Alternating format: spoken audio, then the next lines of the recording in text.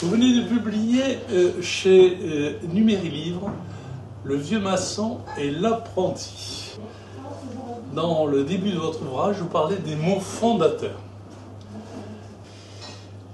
Commençons par la tradition. Jean-François Pluvieux. La tradition, est-ce que c'est une réalité historique? Est-ce que c'est une légende héritée? Est-ce que c'est un syncrétisme philosophique? Je ne sais pas, c'est peut-être les deux, ou les trois, ou tout. C'est simplement pour moi la tradition, un corps de pensée qui s'est forgé dans la nuit des temps avec la pensée des hommes et qui attribue, qui est au cœur de l'humanisme, qui attribue à l'homme un rôle primordial. Bon, donc c'est la tradition qui met l'homme au centre du système. C'est un peu ça la tradition. C'est-à-dire que, pour moi, la tradition repose uniquement sur l'idée qui est commune à beaucoup de civilisations, qui est commune au fait que l'homme est constitué de deux parties, qui est une partie spirituelle et une partie matérielle. C'est ça la tradition. C'est ce qui ressort d'une espèce de pensée très lointaine qui a déterminé ça. Et toute la démarche maçonnique va se fonder justement sur cette hypothèse. Bien sûr, c'est un postulat que l'homme est fait mais c'est aussi le postulat des chrétiens, c'est aussi le postulat de beaucoup de religions qui pensent qu'il y a deux parts, l'âme et le corps. Donc la tradition, pour moi, après, elle va se nourrir, elle va se formaliser, s'interpréter, se finaliser dans des définitions. Mais in fine, c'est vraiment ça. C'est penser et croire que d'une part, l'homme est fait de deux parts et que d'autre part, ça c'est la part maçonnique, il est perfectible. C'est-à-dire qu'il a un moyen d'action sur ce qui n'est pas définitif et acquis pour toujours. Voilà, c'est un peu ça. Deuxième mot fondateur, les symboles. Vous écrivez les symboles servent à créer l'analogie. Alors, comment ça marche l'analogie? Je crois simplement qu'il y a souvent un malentendu sur les symboles, parce qu'il y a eu le symbolisme, une école picturale, littéraire. Le symbole, et pour moi, pour la façon que j'en ai, il est comparable au caillou qui frappe la surface de l'eau. C'est-à-dire que le symbole est le provocateur d'une démarche analogique qui, par vagues successives, va nous amener à construire une réflexion qui peut aller jusqu'à l'universel. Donc le symbole n'est que, pour moi, qu'une porte ouverte, qu'un moyen d'accès à l'universel. Mais tout est symbole, c'est-à-dire que c'est l'homme qui symbolise. Il n'y a pas le symbole en soi, qui voudrait dire ceci est symbolique et ceci ne l'est pas. C'est l'homme qui va décider. On peut décider qu'une automobile est symbolique, on peut décider qu'un livre est symbolique.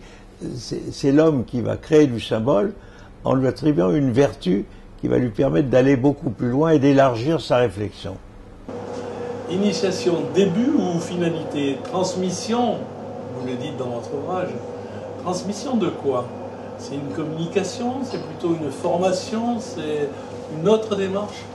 Je crois, pour la perception que j'en ai bien sûr, je crois que l'initiation telle que nous l'entendons en maçonnerie est parfois entachée de son acception profane, c'est-à-dire la révélation Or, il y a révélation de quelque chose que nous ne connaissions pas.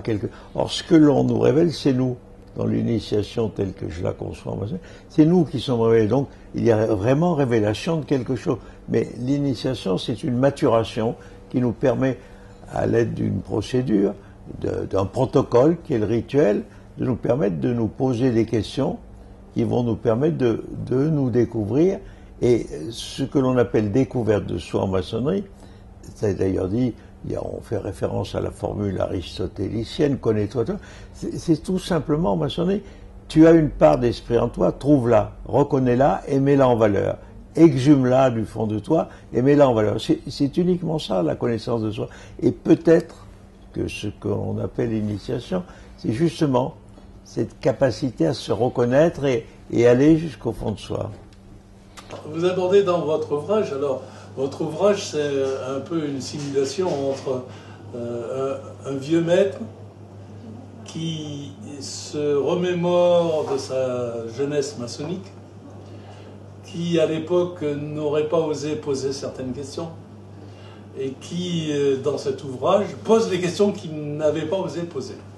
Alors, aujourd'hui, je fais un peu en simulation le jeune maçon qui pose les questions aux vieux maçons, jeune maçon qui n'a pas osé poser les questions, sur le langage. Sur le langage. Quel est le rôle du rituel et du rite dans l'apprentissage du langage maçonnique? Il faut faire un distinguo. Le langage maçonnique, il y a tout ce qui est ce que j'appelle la langue, à parler la langue. Comme dans tous les systèmes un peu clos dans lesquels on entre en maçonnerie, il y a des codes, il y a des éléments de langage, il faut les apprendre si on veut être à l'aise. Si je veux aller en Chine, il faut que je comprenne un peu le chinois, que je parle le chinois, donc il faut que j'apprenne. Ça, c'est le langage technique, j'allais dire, de la maçonnerie. Après, il y a une forme de pensée qui est un langage en elle-même, c'est-à-dire des manières de nous amener à penser et à réfléchir. Ça, c'est aussi le langage maçonnique. Alors, il faut l'apprendre. Il faut l'apprendre, mais il n'y a pas d'apprentissage théorique qui nous dit voilà ce que vous devez savoir ou pas savoir. D'une part, le langage pratique de la maçonnerie, on l'apprend par la force des choses, il y a un peu de mémoire, et puis ça s'apprend. L'autre, ben, on le découvre. Je crois que je cite dans mon ouvrage quelqu'un qui me disait un jour, qui était étudiant d'anglais, qui me dit maintenant je rêve en anglais. Je rêve en anglais et je suis plus à l'aise avec les anglais. Et c'est un peu ça. C'est-à-dire qu'il faut intégrer une forme de pensée qui est nouvelle, qui est différente, et c'est individuel.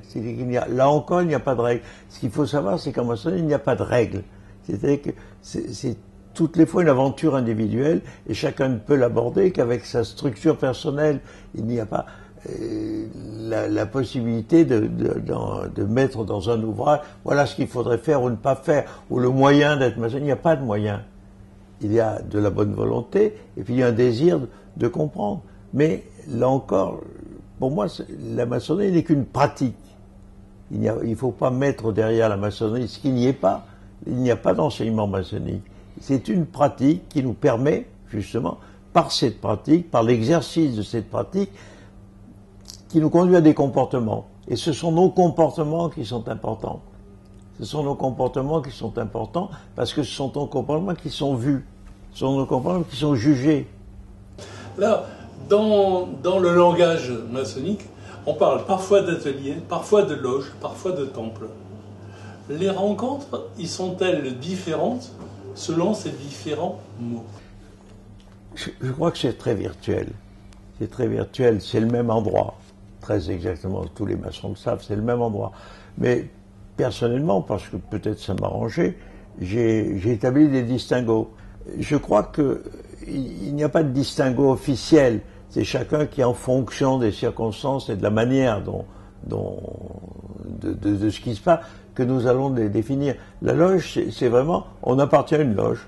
On appartient à une loge, elle a un pignon sur rue, elle a une adresse sociale, elle a une adresse civile, c'est-à-dire qu'on peut écrire à cette loge, il y a un courrier qui arrive. L'atelier, c'est où on travaille, c'est le lieu de travail, et le temple, c'est le lieu des cérémonies. Ok. Est-ce que la maçonnerie est une religion? Est-ce que c'est une école de développement personnel? Est-ce qu'elle a d'autres objectifs que la religion ou le développement personnel? Il faudrait peut-être s'entendre sur le terme religion. Si ce sont les religions officielles, consacrées, reconnues, ce n'est pas une religion. Mais je tente de l'expliquer parce que les religions sont enfermées dans le dogme déjà. Or, à la maçonnerie, il n'y a théoriquement pas de dogme, bien qu'il y ait quand même certains éléments qui aient des relents de dogmatisme, la croyance en la perfectibilité de l'homme, le grand architecte de l'univers. Mais on n'est pas parce qu'on n'est pas obligé de considérer ça comme une vérité intangible à laquelle on devrait croire. Alors maintenant, je sais pas vraiment, je Je crois que chacun c'est un ressenti, on aborde la maçonnerie, chacun à sa mesure, mais nous ne sommes pas une religion, dans la mesure où il n'y a pas de culte rendu à une divinité, il n'y a pas de cérémonie, enfin si, il y a des cérémonies, comme toujours, mais il n'y a pas de culte, il n'y a pas de prière, et il n'y a pas de supplique adressée à une quelconque divinité, et surtout, je crois que la grande différence, c'est que toutes les religions, en tout cas celles que je connais, ont un caractère purement égoïste individuel. C'est-à-dire que chacune propose à chacun son salut personnel. On n'entre pas au paradis en bande, bras dessus, bras dessous. Non, c'est une affaire totalement personnelle.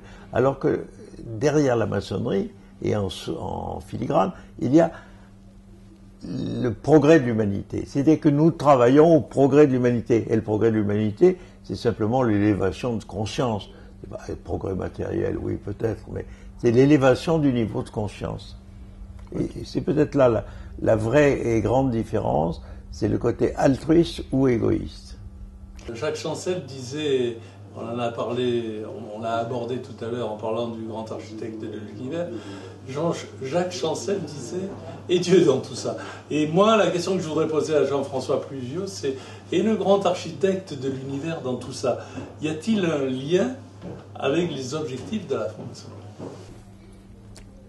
Je crois que le grand architecte, au lieu d'être à l'origine de ce que nous pouvons appeler la spiritualité maçonnique, en est la conséquence. Et c'est là où il y a une différence. C'est-à-dire que la divinité, dans tous les systèmes religieux, quels qu'ils soient, est à l'origine de la démarche. Or là, le grand architecte est une conséquence de la vision que nous avons de l'homme. C'est-à-dire que le grand architecte est un emblème. Il est une manière de nous situer dans une orbite ou de nous placer dans une orbite spirituelle. C'est que nous croyons en l'existence d'un autre ordre des choses qui serait le domaine du bien, le domaine de la justice, le domaine du beau. Voilà, c'est sûrement ça. Mais le grand architecte n'est rien, ce n'est qu'un principe. Il n'a aucun moment, il n'a forme humaine, bien entendu, mais c'est un principe, le grand architecte. Donc il faut le considérer comme ça. Il est une référence, il est un drapeau que nous avons. Les architectes parlent d'un point de fuite. Or, le point de fuite, c'est un point virtuel qui permet de conceptualiser. Or, je pense que l'architecte est justement ça, un point de fuite.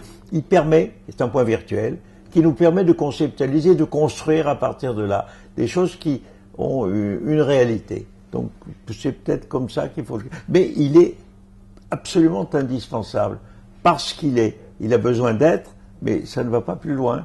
Il n'y a pas de culte, il n'y a pas de prière et surtout, il n'y a pas de procession. Dommage, peut-être parfois. Et en tout cas, merci pour cet ouvrage qui est un excellent outil pédagogique pour tout apprenti qui se pose des questions un petit peu plus précises que celles que peut-être il n'oserait pas poser.